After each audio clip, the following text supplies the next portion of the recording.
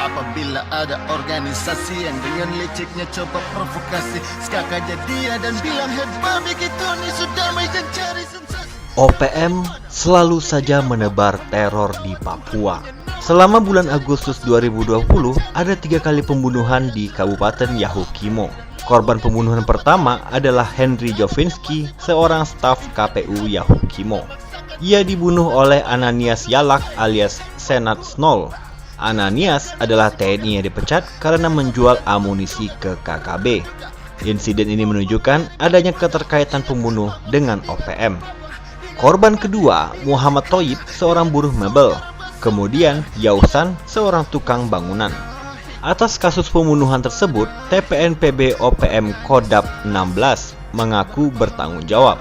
Melalui jubirnya, Sebi Sambom memperingatkan bahwa kejadian di Yahukimo akan terulang jika pemerintah Indonesia tidak menghentikan pengiriman pasukan dan bersedia duduk bersama di meja perundingan PBB. Aksi teror yang dilakukan TPNPB OPM ataupun berbagai kelompok yang menginginkan separasi dari Indonesia tak hanya kali ini dilakukan. Namun ketika ditindak, mereka selalu bersembunyi di balik isu HAM. Menko Polhukam Mahfud MD mengungkapkan rancangan Perpres tentang pelibatan TNI dalam mengatasi aksi terorisme. Namun, rencana pelibatan TNI mengatasi terorisme mendapat kritikan dari berbagai pihak. Gubernur Lembaga Ketahanan Nasional Letjen TNI Purnawirawan Agus Wijoyo mengingatkan peran TNI akan tumpang tindih dengan berbagai lembaga seperti BNPT dan Densus 88. Meskipun dianggap tumpang tindih dan menuai kritikan, pemerintahan Jokowi mendorong agar Perpres pelibatan TNI disetujui DPR.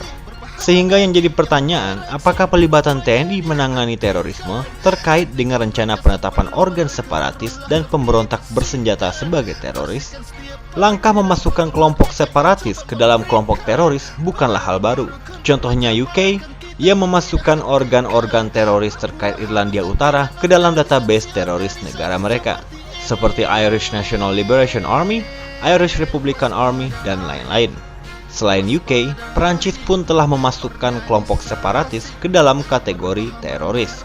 Begitu juga negara-negara di Afrika yang telah memasukkan kelompok-kelompok separatis ke dalam organisasi teroris seperti ADF dan LRA. Negara-negara tersebut dengan tegas menyatakan bahwa kelompok separatis mengancam kedaulatan negara. Lantas, mengapa Indonesia tidak bisa? Karena itu, jika tujuan keterlibatan TNI dalam menangani terorisme terkait rencana penetapan organ separatis dan pemberontak bersenjata sebagai teroris, seharusnya diiringi perluasan definisi dan klasifikasi terorisme itu sendiri. Dan seandainya TNI tetap dilibatkan menangani terorisme, tapi subjek terorismenya masih sama, yaitu terorisme berbasis agama, maka akan tumpang tindih dengan BNPT dan Polri.